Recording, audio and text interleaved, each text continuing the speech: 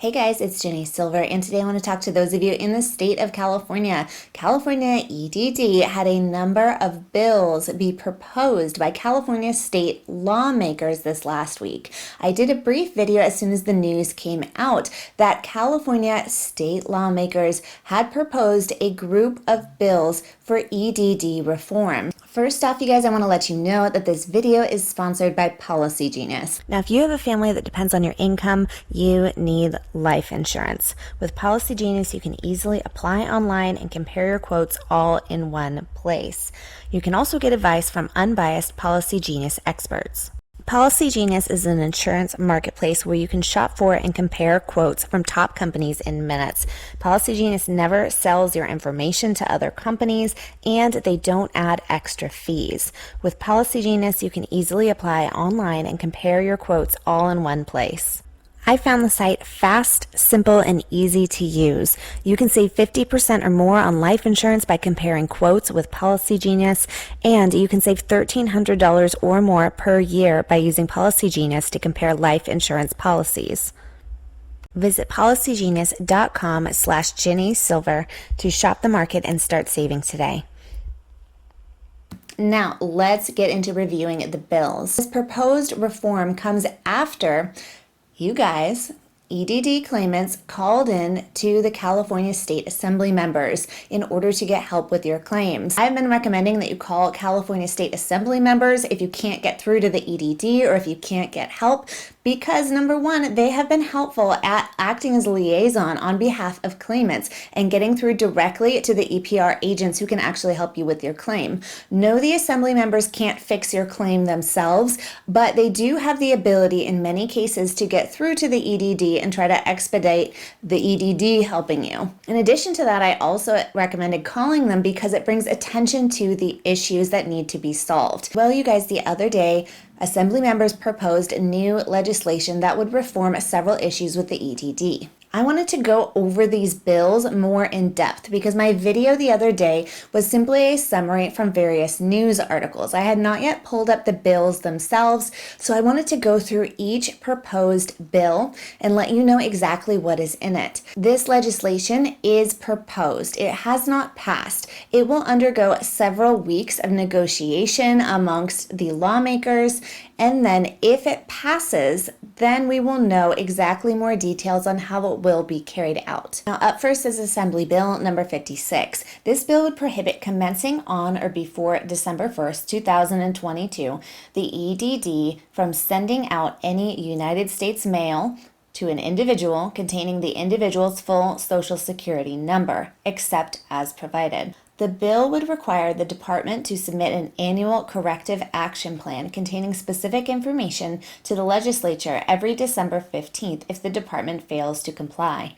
If the department fails to comply by January 1st, 2020, the bill would require, upon appropriation by the legislature, the department to provide access to and pay for identity theft monitoring for any individual who receives outgoing United States mail from the department that contains full Social Security numbers in violation of the bill's provisions. This is necessary to happen. Your Social Security number has been on your EDD documents being mailed out, which puts you at a big risk for identity theft. So this does not take action if passed as is until December 2022.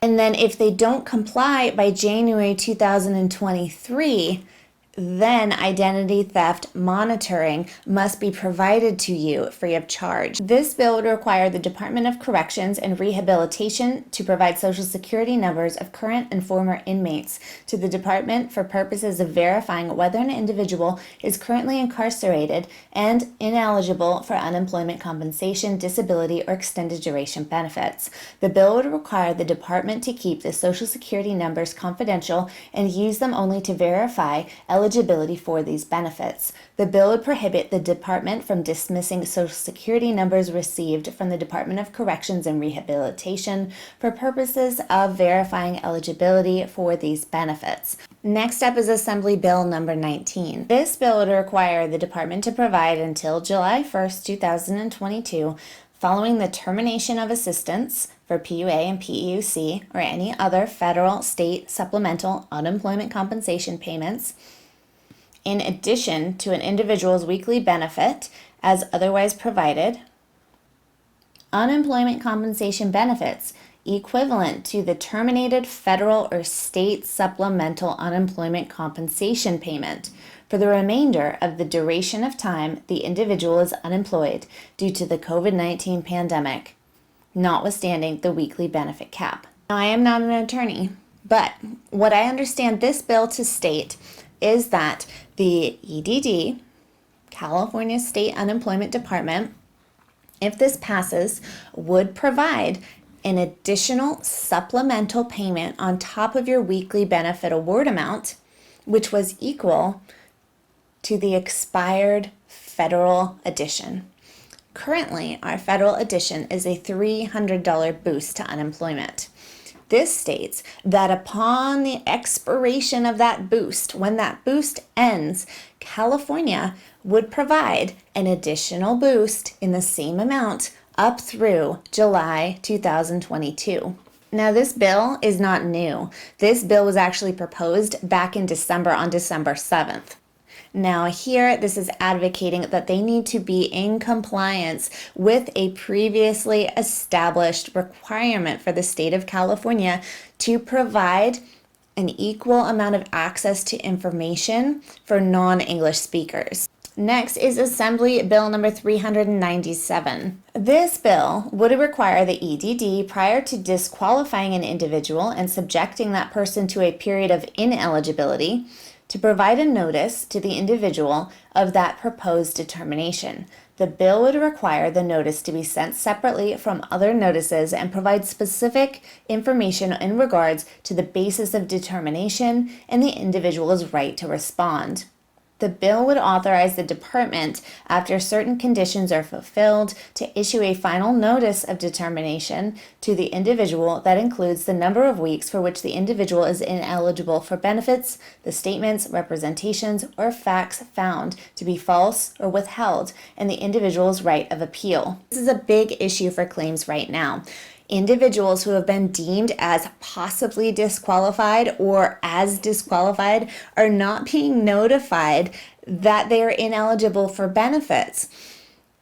You're just stuck in pending, or you're marked as not paid or disqualified. So this would cause the EDD to be required to send you a notification and then a final notification, as well as your rights to appeal. Up next is Assembly Bill number 402. The bill would establish the Office of Claimant Advocate within the EDD and would make the office responsible for protecting Californians' rights in seeking benefits administered by the department, including unemployment insurance, disability, and paid family leave. The bill would require the office to conduct several activities, including but not limited to establishing and enforcing a claimant's Bill of Rights, establishing and implementing a system that allows claimants to report violations of their rights to the office, and assisting claimants in resolving those violations. The bill would require the office to issue a yearly report to the legislature on various data trends from the past year, including utilization of benefit programs aggregated by income level and processing times for benefit programs. Right now, if something goes wrong with your claim, you just have to call customer service, and it might go up to a higher level EPR agent, and that's it. There is no way to complain that your rights have been violated as a recipient of benefits that you are owed. So if anything goes wrong with your claim, there is no higher authority to seek help from or complain about your rights as a claimant. There is also no Bill of Rights to reference. So these are very essential. Next is Assembly Bill 110. This bill would require the Department of Corrections and Rehabilitation to provide the names and social security numbers of current inmates to the EDD for the purposes of preventing payments on fraudulent claims for unemployment compensation benefits. The bill would also require a county to provide the names and social security numbers of inmates currently serving a sentence in the county's jail to the EDD for those same purposes. The bill would declare that it is to take effect immediately as an urgency statute. Next is Assembly Bill number 400. This bill would establish the Unemployment Insurance Oversight Advisory Board in the Labor and Workforce Development Agency as an advisory board to review the operations of the EDD under the state unemployment and disability compensation programs and make recommendations to the EDD, the governor, the legislature to enhance the efficiency of these operations. This bill would require the board to consist of 6 members as specified who serve without compensation but would require members to be reimbursed for their necessary and reasonable expenses incurred in performing their duties and responsibilities. Beginning on and after January 1st, 2022, the Unemployment Insurance Oversight Advisory Board to hold at least 2 public meetings a year during which the board members will be required to accept public comment. Once again, this is necessary. They are creating an additional team to review and hold accountable the EDD in all of their actions, and they are making a forum for public commentary. But it's not going to take place for another year. Now, the last bill is Assembly Bill number 74, and you can see in the text that this bill has already been amended. And you can see in the text that this bill has already undergone some revisions. The bill would require the EDD to provide a person entitled to receive benefits under the State Unemployment Insurance Compensation Program or the Disability Insurance Compensation Program the option to receive payments either directly deposited by electronic fund transfer into a qualifying account of the recipient's choice or by other alternative disbursement payment methods, such as checks. No more Bank of America. No more Bank of America. No more Bank of America profiting off of the fees that they are accruing. No more having a third-party system. No more being required to use a debit card that does not have all of the necessary safety precautions. This would allow you to have funds directly deposited into your account or receive a paper check. Okay, guys, so those are the bills that are being included in the California State Assembly's EDD reform package. Let me know your thoughts down below. Now, this is long-term change. In many cases, for many of these bills, these are changes that would not go into effect for quite some time. Now, we need immediate help for you guys who are having trouble accessing your benefits. Please sign the petition that I have created. Please view the video that I have linked in the video description. I'm really trying to advocate for you guys, so please make sure that you hold up your end as well by signing the petition, sharing the link, and notifying the media and assembly members, state representatives of this petition. So please help me do the work in trying to get you your benefits. Okay, you guys, let me know in the comments down below what you think of these. Please click like, subscribe, and leave me a comment down